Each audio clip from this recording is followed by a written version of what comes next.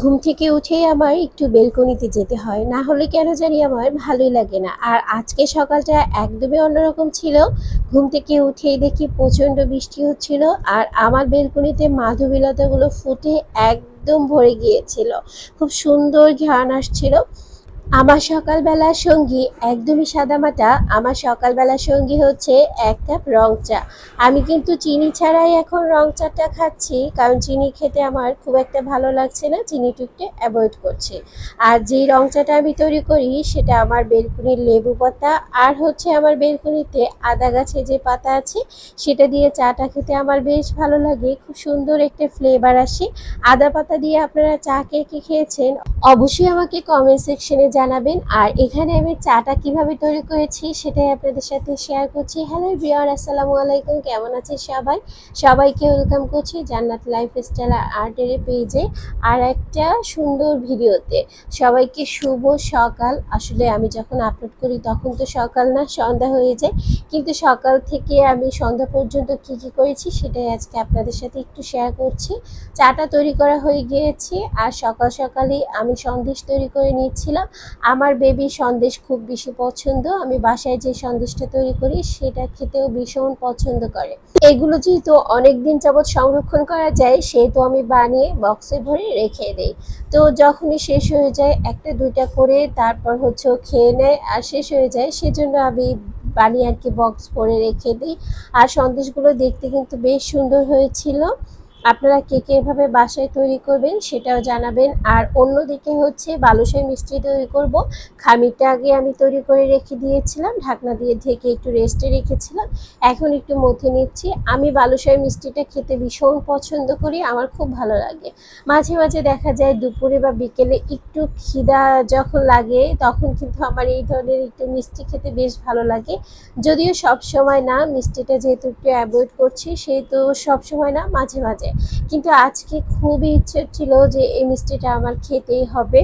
তো সেজন্য বাসায় তৈরি করে নিয়েছিলাম। আর বাসায় তৈরি করা মিষ্টির সাথে বাইরের মিষ্টিটা একদমই তুলনা হবে না। বাইরের বালুশাহিটা খেতে আমার একদমই ভালো লাগে না। বাসায় যেহেতু আমি বাটার দিয়ে তৈরি করি এটা খেতে অনেক বেশি মজা হয়। তো আমি খামিরটাকে একদম সুন্দর করে আর কি লেচি করে নিয়েছি যাতে সবগুলো মিষ্টি একই সাইজের হয়। তো একদম পারফেক্ট হয়েছিল খামিরটা। আর এখন আমি বালুশাহিগুলো তৈরি করে নিচ্ছি। বালুশাহি তৈরি করার যে রেসিপি সেটা আমার হচ্ছে জুনাইরাস মম ইউটিউব চ্যানেলে দেওয়া আছে। আপনাদের কারো প্রয়োজন হলে সেখান থেকে দেখে নিতে পারবেন। যেহেতু এটা আমার লাইফস্টাইল ব্লগ, সেজন্য আমি এখানে রেসিপিটা আপনাদের সাথে শেয়ার করছি না।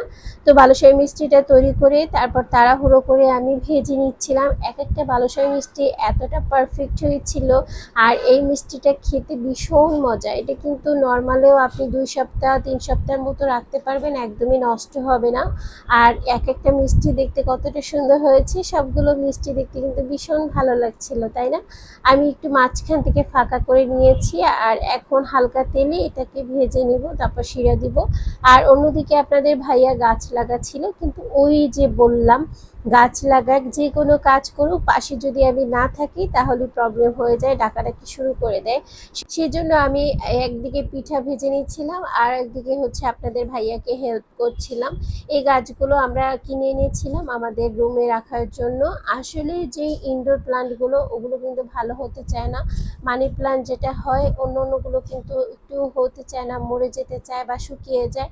এই গাছটা আমার মনে হলো ইনডোর প্লান্টের জন্য অনেক বেশি বেস্ট, কারণ এটা খুব ভালো থাকে।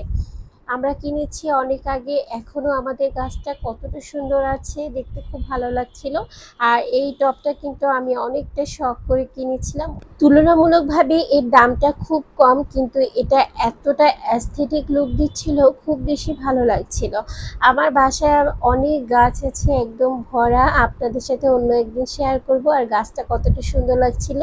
যেহেতু সকাল থেকে হালকা হালকা বৃষ্টি পড়ছিল তাই খিচুড়ি খাবো। আর এখানে আমি ভাতের চাল চালটা দিয়ে খিচুড়ি রান্না করেছি।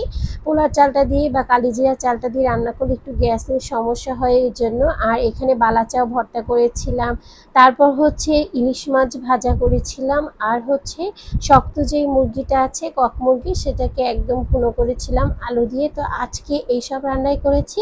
ভিডিওটি ভালো লাগলে অবশ্যই লাইক শেয়ার কমেন্ট করার সাথে সাথে চ্যানেলটি সাবস্ক্রাইব করতে পারেন। আজকে এই পর্যন্তই। আল্লাহ হাফিজ, বাই বাই, টাটা।